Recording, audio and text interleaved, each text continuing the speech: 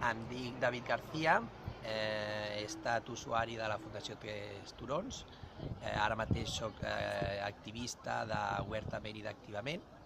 Aquest és el segon any que vinc a aquest institut, Ferran Tallada, a una mica exposar la meva experiència com a activista, com una persona que ha passat per un procés de recuperació després d'un trastorn mental, després d'un primer brot. El que més m'ha cridat l'atenció del que han explicat segurament és els diferents àmbits d'actuació que hi ha i sobretot també els processos, que encara que cada persona és diferent i necessita els seus processos, doncs una mica quines són les etapes i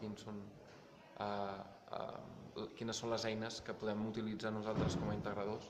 Ens han explicat una mica la manera que tenen ells d'integrar persones que pateixen trastorns de salut mental en tasques laborals, en les feines. I trobo que és molt interessant dirigir-te a persones que hauran de conviure amb persones amb la problemàtica com la meva i explicar-los que no està bé discriminar un col·lectiu de gent creixent, que són persones amb les mateixes necessitats afectives, que són un col·lectiu diant, o sigui, són uns professionals que es trobaran una persona que potser està en un moment molt delicat, que està buscant feina, que està buscant orientació i sempre això és el que més satisfacció et dona. Destacaria la història de vida d'en David.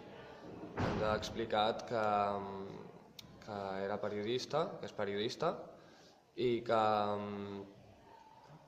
aunque hagi tingut aspectes en la seva vida que hagi passat per moments que no hagin estat del tot bons, s'ha sabut sortir molt bé.